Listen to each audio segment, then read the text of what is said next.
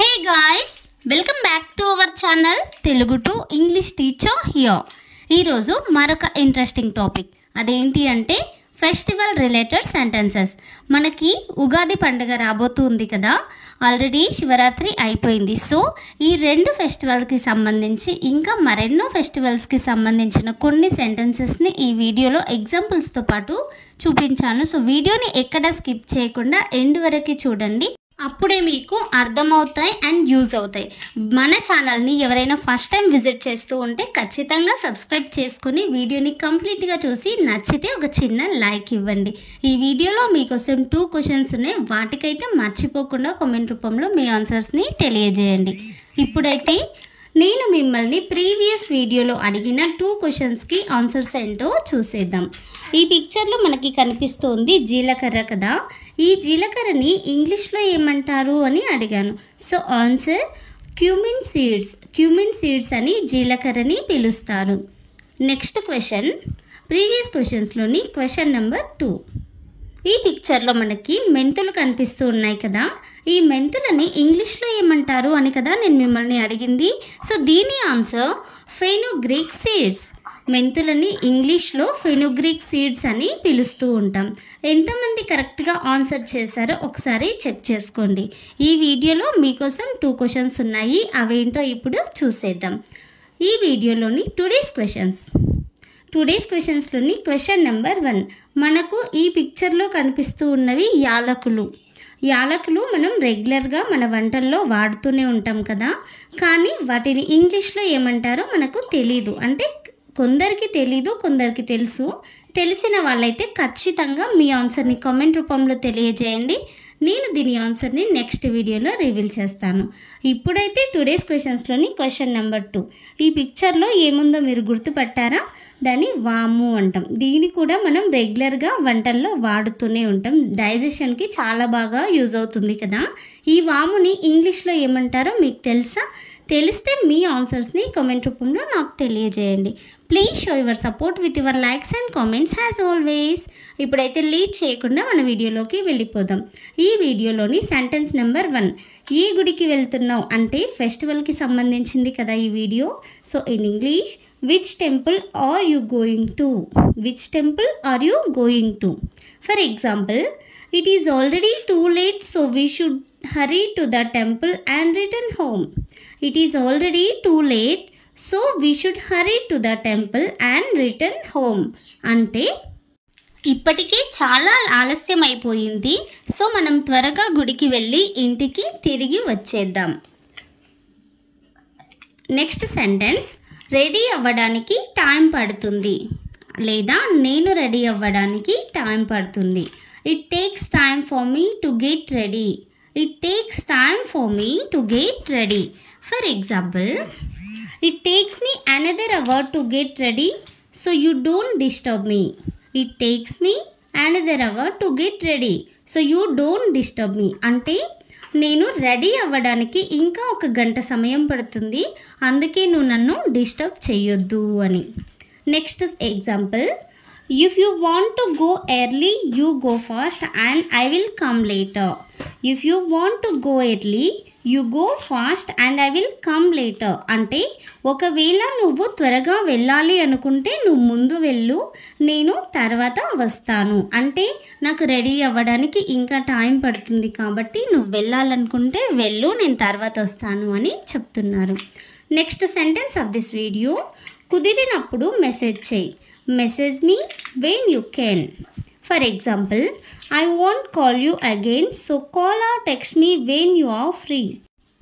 I won't call you again, so call or text me when you are free. అంటే నేను నీకు మళ్ళీ call చెయ్యను, అందుకే నువ్వు ఖాళీగా ఉన్నప్పుడు నాకు టెక్స్ట్ లేదా కాల్ చెయ్యి అని. Next example, didn't anyone feel like telling me when you all went out together? Didn't anyone feel like telling me when you all went out together? అంటే మీరందరూ కలిసి బయటికి వెళ్ళినప్పుడు మీలో ఎవ్వరికీ నాకు చెప్పాలని అనిపించలేదా అని.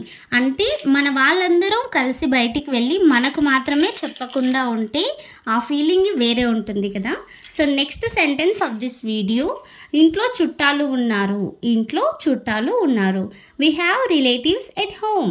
We have relatives at home.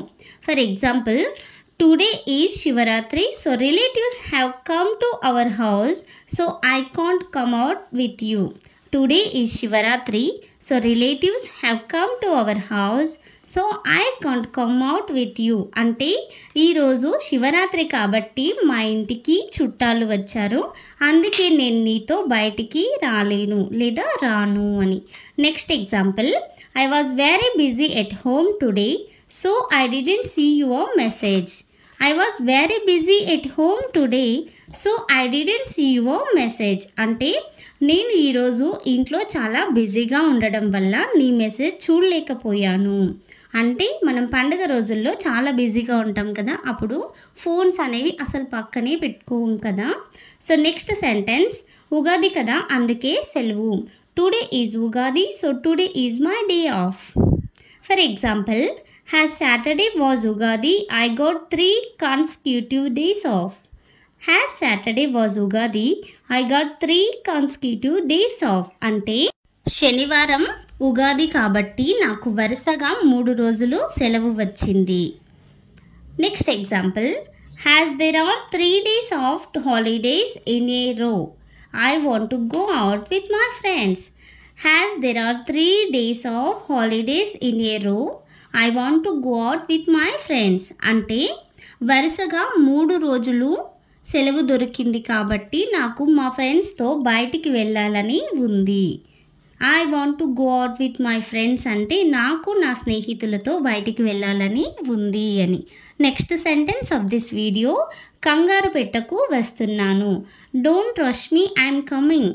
Don't rush me, I'm coming. Rush me అంటే కంగారు పెట్టకు, డోంట్ రష్ మీ అంటే కంగారు పెట్టకు అని. For example, I forgot when I put my purse because you rushed me. I forgot where I put my purse because you rushed me. అంటే నువ్వు నన్ను కంగారు పెట్టడం వల్ల నేను నా పర్స్ ఎక్కడ పెట్టానో మర్చిపోయాను అని. ఐ ఫర్గాట్ అంటే నేను మర్చిపోయాను అని. Next example, don't rush, also don't rush us, it's good for everyone. Don't rush, also don't rush us, it's good for everyone. అంటే నువ్వు కంగారు పడకు, మమ్మల్ని కంగారు పెట్టకు, అదే అందరికీ మంచిది. లేదా నువ్వు తొందరపడకు, మమ్మల్ని తొందర పెట్టకు, అదే అందరికీ మంచిది. ఇలా కూడా చెప్పొచ్చు. నెక్స్ట్ సెంటెన్స్, స్వీట్ చాలా బాగా చేసావు. You made the sweet very well. మీరు మీ ఇంట్లో పండగలకి ఎక్కువగా ఏ స్వీట్ చేసుకుంటారో కామెంట్ చేసి నాతో షేర్ చేసుకోండి. So first example of this sentence, the sweet she cooked was very low in sugar and that's why I liked it very much.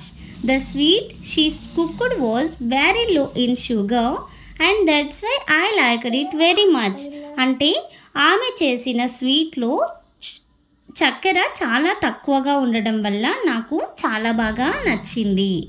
Next example, for a long time I did not understand what sweet she cooked. For a long time I did not understand what sweet she cooked. అంటే కొంత సమయం వరకు ఆమె ఏం sweet వండిందో నాకు అర్థం కాలేదు అని. Now the last sentence of this video, గుడికి త్వరగా వెళ్ళి రావాలి. We should go to the temple and come back quickly. We should go to the temple and come back quickly. For example, I told you to be ready by 9 o'clock exactly. But what are you doing till now? I told you to be ready by 9 o'clock exactly. But what are you doing till now?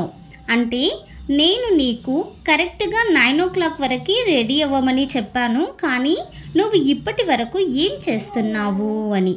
Next and last example of this sentence and video also, it is because of you that everyone else is late. It is because of you that everyone else is late. అంటే కేవలం నీ వల్లనే అందరూ late అవుతున్నారు. It is because of you that everyone else is late. That's all for today. వీడియోని కంప్లీట్గా చూసినందుకు thank you so much. అలాగే మన ఛానల్ని ఫస్ట్ టైం విజిట్ చేస్తున్నారా? సో ప్లీజ్ మన ఛానల్ని సబ్స్క్రైబ్ చేసుకొని నాకు సపోర్ట్ ఇవ్వండి. మీ సపోర్ట్ వల్ల ఈ వీడియో మరి కొంత ముందుకు వెళ్తుంది. వీడియో నచ్చితే లైక్ చేసి కామెంట్ చేయండి. Bye, love you.